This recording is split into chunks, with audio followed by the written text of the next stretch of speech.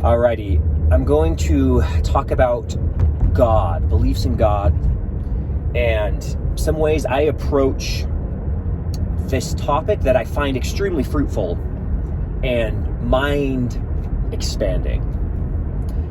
So people talk about God and throw this word around, but unless we define what we're talking about, it's kind of meaningless. And I'm going to assume for a little bit that God has a couple traits, that God is maximally intelligent. I'm talking about a being who's so smart that it could engineer reality as we know it, engineer the laws of nature, and create the sphere in which we live, and had that intelligence and the foresight to create it the way that it wanted. And I'm also assuming in that a God of intention. So a God who had an intention for creation, that it's not just random and haphazard, although perhaps randomness could be part of the intention. There is value in randomness. I'll explain that later. I'm talking at a really high level here. Just follow my train of thought and see if you get some value from it. So, here's what we can do with these assumptions in place, is we can look at reality, the world, the way it is. And with the assumption that it's intentional, that it's created in a way that God wanted, we can learn something about the personality of God. Just as if I write a song, you can learn something about me by listening to that song, about what I'm struggling with, the types of chords I find interesting. You could go another way. Look at a building, a beautifully crafted hotel. And by looking at that masterpiece, you can learn something about the designer, about the builders. And you'll notice in a well-crafted building, everything is intentional. Things are exactly where somebody intended. The stairs are the width that the builder intended, because that's the optimal width and length for humans. So this is a fun way to explore the mind of God. What if scientists and people who are discovering the world as it is are, in a sense, studying God without actually knowing it? And another thought too is, if there is a God, it's clear that he or she doesn't really care that we believe in it or say its name perfectly. And why can I make this assumption? Well, if you're a maximally intelligent and powerful being, and it was really important for you to say the right name, Jesus, Allah, Jehovah, you could have made that really easy for humans to know. It could just be inside of us, where we have some type of inner knowledge of the name of God. But since it's not there, and people fight over it and create wars over it, I just must assume that God doesn't care. So, as we look at reality, with the assumption that this is the work of a creator, well, what do we see? What principles do we see in reality? One, we see diversity. There's no two stars that are the same. Every star is a different size and mass. There's all of these elements of life that create different colors, and there's all of these planets and formations in the heavens, up in the sky. And I have to assume that that was intentional. That this God, if you look at reality as a manifestation of the mind of God, God loves diversity, order and chaos and beauty and different colors. No two trees are the same. There's all these diverse animals. And if you look at the whole archaeological record, for a time there was giant dinosaurs and these strange creations. And again, I'm assuming that if there is a God with intention, that this is all intentional. No, that's something mind expanding for me. You look at all the humans. Every human looks different. There's no two humans with the same fingerprint, with the same facial structure. You think of creation and animals, and animals produce, most animals produce sexually instead of asexually, meaning they don't just clone themselves. I think, do worms clone themselves? Some lower life forms do. But when you get to humans and mammals, there's sexual reproduction because it creates maximum diversity. So I must assume that God loves diversity. If you look at humans, some are heterosexual, some are homosexual. There's all these different expressions of sexuality. I must assume that was intentional.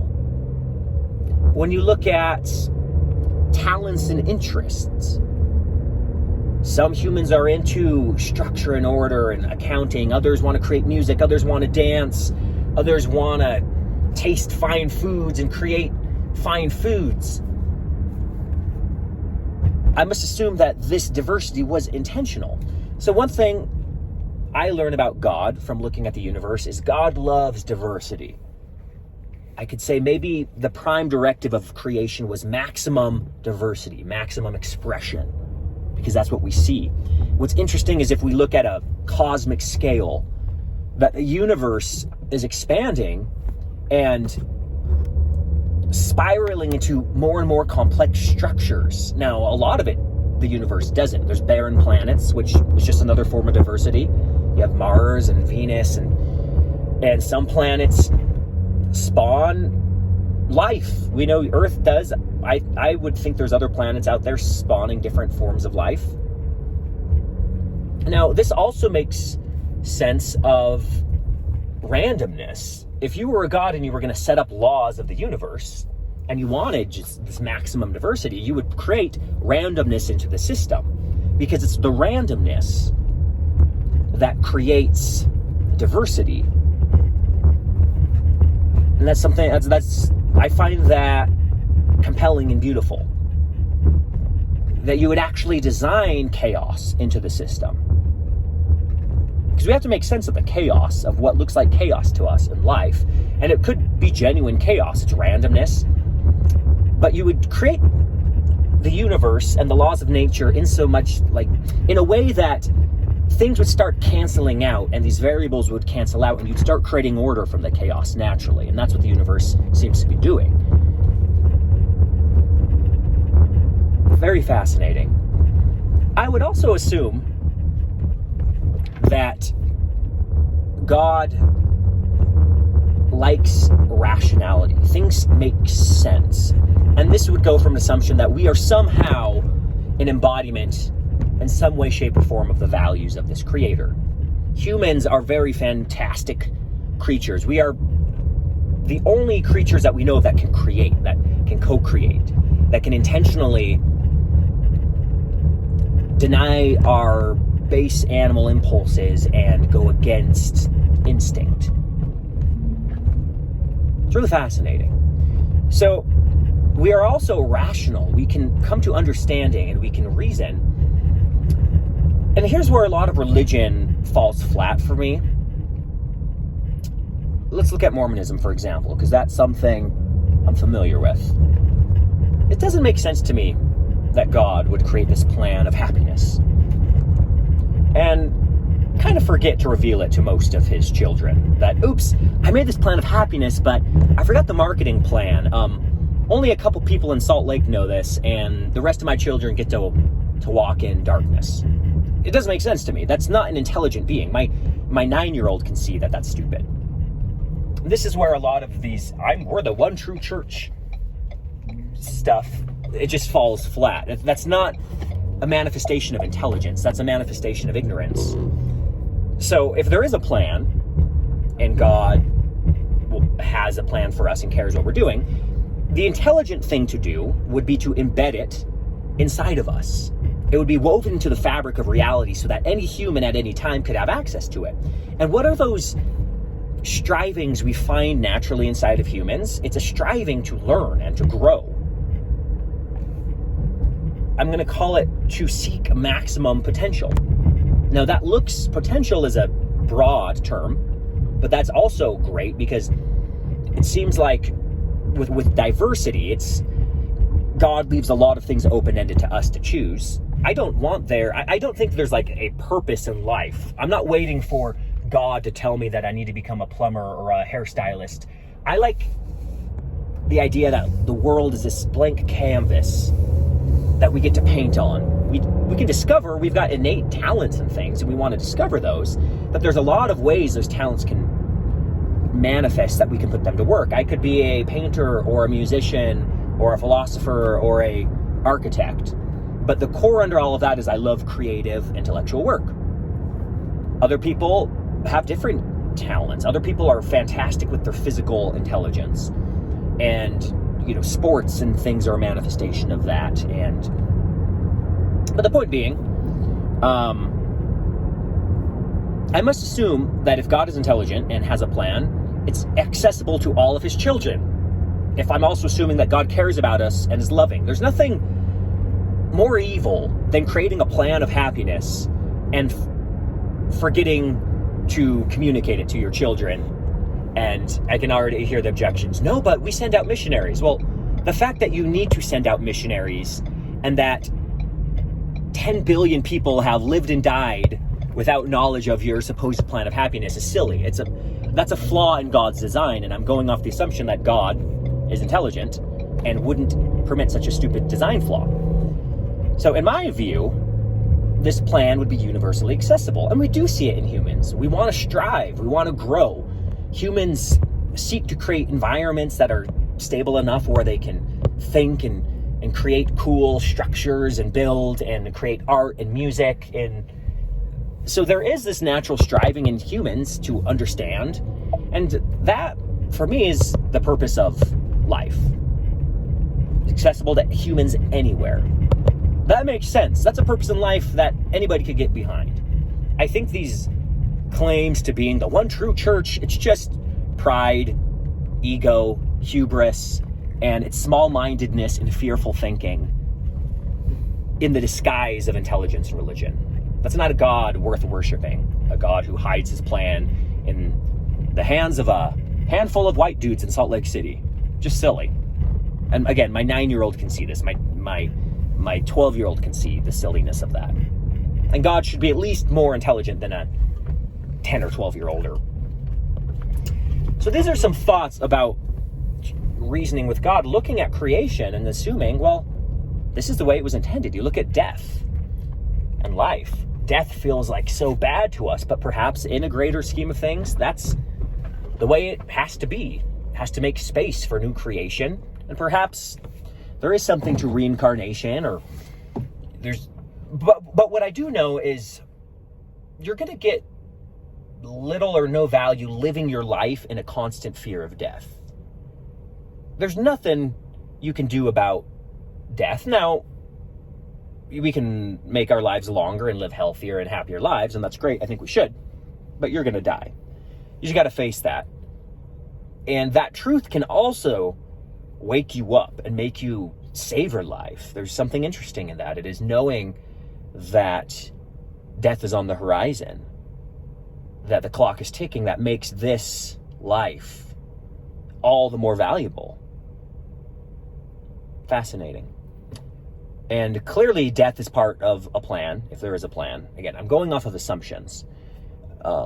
But I would have to assume that death is part of the plan and part of what God wanted. Why? Well, because death is everywhere. And it'd be silly for God to make a plan with death just out of making a mistake. I'm looking at something climbing up a tree. What is that? Is that a squirrel? That thing is weird. Oh, it's a bird. It's a bird. Sorry. Got distracted. So these are some thoughts. I think the purpose of life, if there is one, is also general enough to encompass all of God's creations. So what I mean like this is, it's a general plan. Seek happiness, seek expression, seek truth.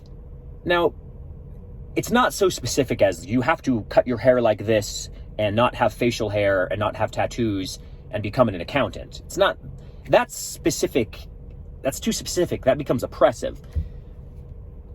But it's just this general, and I think like, why any of this? Why go through all the trouble of creation? And also, I like to think from the perspective, if I were God, assuming that God resembles in some way the motives and desires of a human, why would I go through all this trouble to create? And I just think being alone in this void of whatever it was, imagination, would get boring. It would get really boring. Just think about it. Assuming you're God, you're kind of alone, you're this everythingness, this infinite potential in this void.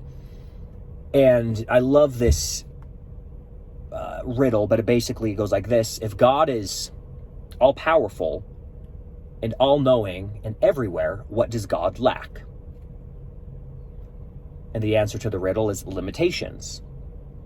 And when you think about it, it's a limitation that creates a game of life, that makes life exciting. It's not knowing what's coming next. It's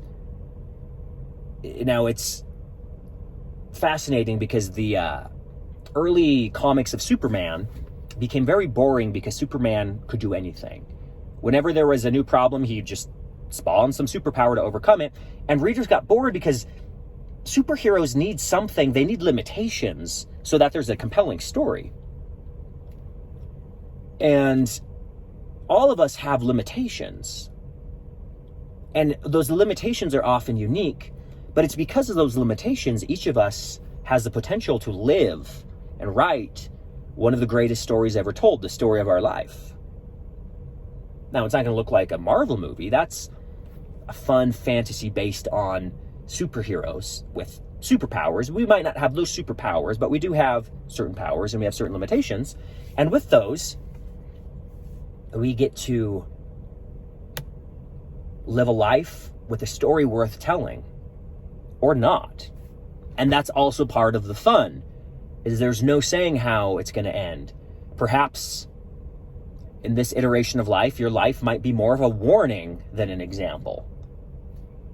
But that would be part of the plan too. We need people whose lives don't go great to have contrast to other lives. And it's weird to think about like that, but that's would be all part of it too, because that's how reality works. We all know there's been times in our lives when we've withered away and we've squandered our talents and our potential. And it's those times that make the times where we are just on fire and going for it all the better. We need that contrast. We need that limitation. So think deeply. Life is precious. Life is beautiful. Life is what you want it to be. Your life can be an example. It can be a great story. It can be a warning. But seek expression. Seek expansion. That's what the universe is calling us to do. It's expanding. Seek to understand things in levels of higher complexity. Stretch your mind. I think the plan is a plan of growth, of you achieving your specific potential. So those are some thoughts on God, the meaning of life. Hopefully enjoyed that train of thought, and I will see you next time. Leave some comments if that was helpful or things you want to talk about. I'm all open.